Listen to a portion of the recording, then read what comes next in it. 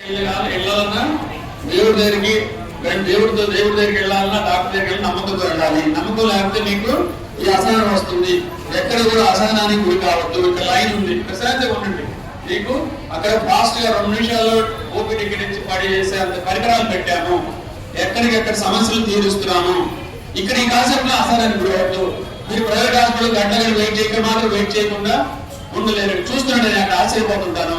ఇక్కడ మీ డాక్టర్లు, ఇది ప్రభుత్వం మీకు పెట్టిన డాక్టర్లు, వాళ్ళ మీద ఆశపడటం, సిస్టమ్ తిట్టడము, ఈ పిచ్చి పాలు చేయకూడదు. రాత్రి 12ంటికి ఫోన్ వచ్చింది. ఒక్కరోజు అప్పుడే వాళ్ళ అమ్మని తీసుకొచ్చాడు, చూడట్లేదని నాకు ఫోన్ చేస్తాను. 10 నిమిషాలు కూడా అవ్వాలా. ఎందుకంత అసహనం? నువ్వు హాస్పిటల్కి వచ్చింది ఎందుకు? నెమ్మది చూపించుకోవడానికి. చెప్పు కొంచెం చూపించుకో. 20 మంది డాక్టర్లు ఉన్నారు నీకు. ఒకళ్ళని సాయం చేయడం ఈ యొక్క అసహనం. అలా వద్దు. ఇది దేవాలయం లాంటిది. మీరు దేవుడి గుడికి వెళ్తే ఎట్లా ఉంటారు? ప్రశాంతంగా ఉంటారు, ఆనందంగా ఉంటారు. అలాగే ఉండండి. ఓకేనా? సరే, ఇది ఒక మార్గం మీకు. ఎందుకంటే ఇక్కడ 30 డిపార్ట్మెంట్లు పనిచేస్తాయి. ఇక్కడ మనం మాట్లాడుకుండే లోపు ఈ కాసేపు లోపల 100 ఆపరేషన్ జరుగుతుంది. ₹1 ఖర్చు లేకుండా.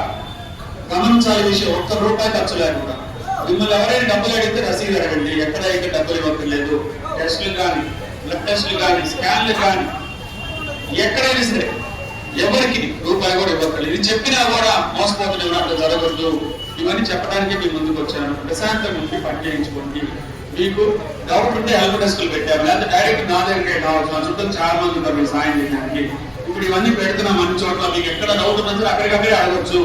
మీకోసం పుస్తకం రాశాను, సుఖీ భవానీ GH గైడ్ రాశాను. ఈ హాస్పిటల్లో 30 వార్డు ఎక్కడ ఉంటుంది, 14 ఓపీ ఎక్కడ ఉంటుంది అని దాంట్లో అన్నీ ఉంటాయి. అట్లాగే ప్రతి చోట బోర్డులు కూడా పెడుతున్నాము. ఇక్కడ చూడండి ఎంత బాగా చేసాము. ప్రతి చోట రాసి పెట్టాము. అది చదువుకున్న పిల్లలు ఎవరైనా చదువుకుంటే ఎవరిని అడగక్కర్లేదు. మీకు ప్రతిదీ కూడా ఇక్కడ అరటిపండు వచ్చి పెట్టినట్టు చేస్తున్నాము. అసహనానికి మాత్రం గురి కాకూడదు. మీరు చక్కగా ఎవరు కావాలని వాళ్ళని అడిగి తెలుసుకోండి. మంచిగా వైద్యం చేయించుకొని వెళ్ళండి. ఓకేనా? ఒక టెస్ట్, సిటీ స్కాన్ టెస్ట్ కి ఇవాళ చేస్తే రేపు పట్టచ్చు. బయట హాస్పిటల్లోనే 3-4 రోజులు పట్టేది. ఇక్కడ రోజుకి 150 మందికి సిటీ స్కాన్ చేస్తారు. మీకు రిపోర్ట్ ఒక రోజు పట్టాలి. ఏం పట్టాలంటే ఎమర్జెన్సీ అంటే అలా ఎమర్జెన్సీ జరుగుతుంటుంది. ఎమర్జెన్సీ అంటే వాళ్ళే ఆన్లైన్ లో రిపోర్ట్ తీసుకుంటారు ఆ పేషెంట్ కి. నడిచి వచ్చే వాళ్ళకి అటెండ్ లేదు. మీరు అసహనానికి కూడా గొడవ వచ్చి అట్లా వద్దు. మీకు సిటీ స్కాన్ వాళ్ళని రేపు వస్తే నీకు అర్జెంట్ డాక్టర్ అడ్మిట్ చేస్తారు, లేదా రిపోర్ట్ తెప్పించుకుంటారు. ఇవన్నీ మీకు తెలియక సిస్టమ్ మీద మీరు హాస్పిటల్ మీకు చెరువుకి వెళ్ళి చెరువు మీద అలిగినట్టు. చెరువు మీద అలిగితే మీకే నా తమ్ము అలా చేస్తున్నారు ఇక్కడికి వచ్చి. అలా చేయొద్దు. అర్థమైందా? ప్రతి చోట కొంత టైం పట్టచ్చు. వేల మంది ఉన్నప్పుడు ఎక్కడ కొంత టైం పడుతుంది. అది డాక్టర్లు కానీ నర్సులు కానీ డిలే చేయండి కావాలని. మీకోసం ఆర్గనైజర్లు పనిచేస్తారు ఇక్కడ. మీరు చిన్న తెలుసుకోక ఇక్కడ వచ్చి అసహనానికి గురవుతున్నారు. ఇక్కడ కొంచెం లేట్ అయిందంటే ఇంతమంది క్యూ ఉండవాలని తప్పితే ప్రతి వాళ్ళు ప్రతి సీట్ లో కూర్చొని పనిచేస్తారు. మీకు సరే డౌట్ ఉంటే అక్కడ ఉన్న డాక్టర్లు అడగండి, అక్కడ నర్సులు అడగండి. వాళ్ళతో గొడవపడద్దు. అర్థమైందా?